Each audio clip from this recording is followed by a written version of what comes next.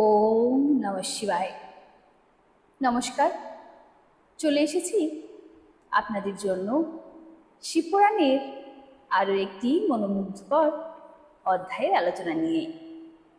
আজকের আলোচ্য অধ্যায়টি হল রুদ্র সংহিতার দ্বিতীয় খণ্ড, অর্থাৎ সতীখণ্ড। তারই সতী ও শিবের অগ্নি পরিক্রমা, শ্রীহরির শিবতত্ত্ব বর্ণনা, ব্রহ্মা প্রদত্ত বরে শিবের সর্বদা বেদিতে অবস্থান এবং শিব ও সতীর বিদায় গ্রহণ করে কৈলাসে পদার্পণ।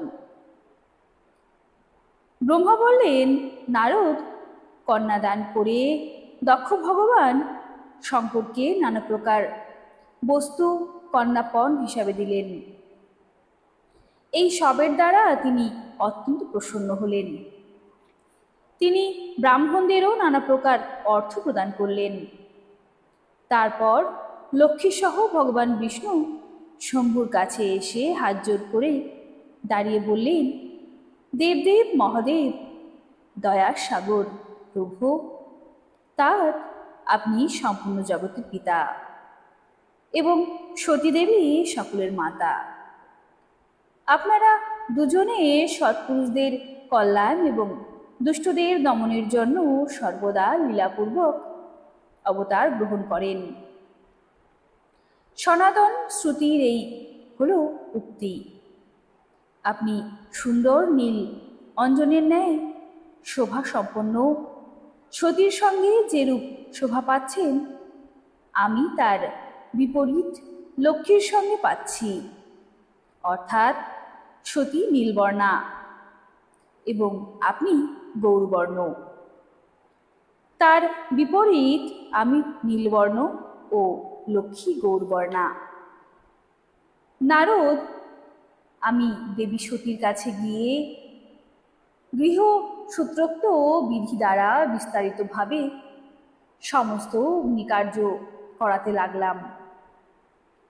আমার এবং ব্রাহ্মণদের নির্দেশে শিবা এবং শিব অত্যন্ত আনন্দের সঙ্গে বিধিপূর্বক অগ্নি পরিক্রমা করলেন। সেই সময় অতি অদ্ভুত উৎসব হচ্ছিল। গীত বাদ্য নৃত্যসহ সেই উৎসব অত্যন্ত সুখপ্রদ হয়েছিল। তারপর ভগবান বিষ্ণু বললেন, সদাশিব, আমি আপনার আদেশে এখানে শিবতত্ত্ব বর্ণনা করছি। সমস্ত দেবতা এবং অন্যান্য মুনিগণ মন একাগ্র করে এই বিষয় শুনুন। ভগবান, আপনি প্রধান এবং অপ্রধান, প্রকৃতি এবং তার অতীত। আপনার অনেক ভাগ, তা সত্ত্বেও আপনি বিভাগরহিত। আমরা তিনজন, ব্রহ্মা বিষ্ণু রুদ্র, জ্যোতির্ময় রূপ আপনারই অংশ। আপনি কে, আমি কে এবং ব্রহ্মা কে? পরমাত্মরূপী আপনারই এই তিন অংশ, যা সৃষ্টি পালন সংহার করার কারণে একে অন্যের থেকে ভিন্ন বলে প্রতীয়মান হয়। আপনি আপনার স্বরূপ সম্বন্ধে ভেবে দেখুন। আপনি স্বয়ংই লীলাপূর্বক শরীর ধারণ করেছেন। আপনি নির্গুণ ব্রহ্মরূপে এক। আপনি সগুণ ব্রহ্ম এবং আমি ব্রহ্মা বিষ্ণু ও রুদ্র, তিনজনেরই আপনার অংশ। যেমন একই শরীরের ভিন্ন ভিন্ন অংশ, মস্তক, গ্রীবা ইত্যাদি নাম ধারণ করলেও তা শরীর থেকে পৃথক নয়, তেমনি আমরা তিনজন পরমেশ্বর রূপী আপনারই অংশ। যিনি জ্যোতির্ময়, আকাশের ন্যায় সর্বব্যাপী ও নির্লেপ, স্বয়ংই নিজ ধাম, পুরাণ, কূটস্থ, অব্যক্ত, অনন্ত, নিত্য এবং দীর্ঘাদি বিশেষণ রহিত নির্বিশেষ ব্রহ্ম।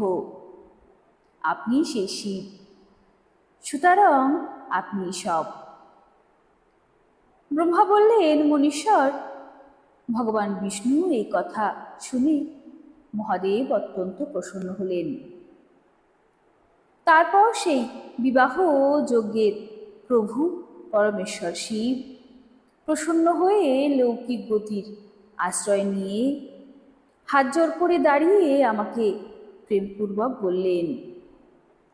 শিব বললেন, ব্রাহ্মণ, আপনি সমস্ত বৈবাহিক কার্য ভালোভাবে সম্পন্ন করিয়েছেন। আমি প্রসন্ন। আপনি আমার আচার্য। বলুন, আপনাকে আমি কি দক্ষিণা দেব? সুরজ্যৈষ্ঠ আপনি দক্ষিণা চেয়ে নিন। মহাভাগ যদি তা না অত্যন্ত দুর্লভ হয় তাহলেও শীঘ্রই বলুন। আপনাকে আমার কিছুই অদেয় নেই।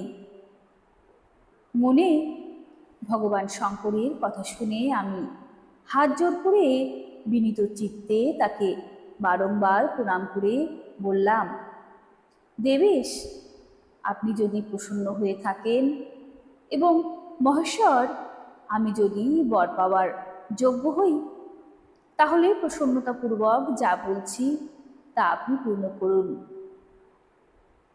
মহাদেব, আপনি এই রূপে এই বেদিতে সর্বদা বিরাজ করুন, যাতে আপনার দর্শন দ্বারা মানুষের পাপ ধুয়ে যায়।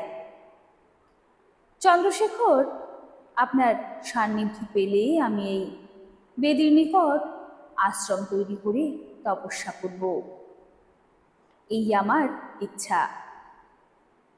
চৈত্র শুক্লপক্ষের ত্রয়োদশীর পূর্ব ফাল্গুনী নক্ষত্রে রবিবারে যে ব্যক্তি এই ভূতলে ভক্তিভাবে আপনাকে দর্শন করবে, তার সমস্ত পাপ যেন তৎক্ষণাৎ নষ্ট হয়, বিপুল পুণ্য বৃদ্ধি হয় এবং সর্বরোগ সর্বত্রভাবে বিনষ্ট হয়। যে নারী দুর্ভাগা, বন্ধা, অন্ধ অথবা রূপহীনা, সেও আপনার দর্শন মাত্রেই যেন নির্দোষ হয়ে যায়। আমার কথা তাকে সুখ প্রদান করেছিল। এ কথা শুনে ভগবান শিব প্রসন্ন চিত্তে বললেন, বিধাত, তাই হবে।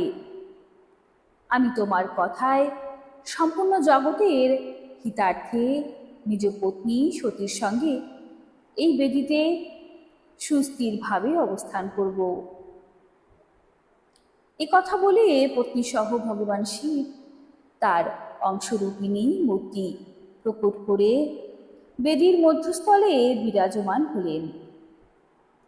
তারপর স্বজনদের ওপর স্নেহকারী পরমেশ্বর শঙ্কর দক্ষের থেকে বিদায় নিয়ে পত্নী সতীর সঙ্গে কৈলাস যাওয়ার জন্য উদ্যত হলেন।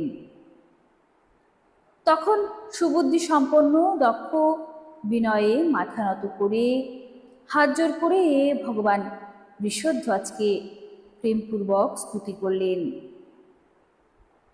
অতঃপর শ্রী বিষ্ণু আদি সকল দেবতা, মুনিগণ ও শিব পার্ষদগণ নমস্কার করে নানা প্রকার স্তুতি দ্বারা অত্যন্ত আনন্দে জয় জয়কার করলেন। তখন দক্ষের আদেশে ভগবান শিব প্রসন্ন হয়ে সতীকে বৃষভের পিঠে বসিয়ে নিজেও তাতে আরূঢ় হয়ে হিমালয় পর্বতের দিকে রওনা হলেন। ভগবান শঙ্করের পাশে বৃষভের উপর উপবিষ্ট সুন্দর দন্ত ও মনোহর হাস্যময়ী সতী তার নীল শ্যামবর্ণের জন্য চন্দ্রের নীলরেখার মতো শোভা পাচ্ছিলেন। সেই সময় নবদম্পতির শোভা দেখে শ্রী বিষ্ণু আদি সমস্ত দেবতা, মরীচি মহর্ষি এবং অন্যান্য সকলে বিস্ময়বিষ্ট হয়ে গেলেন।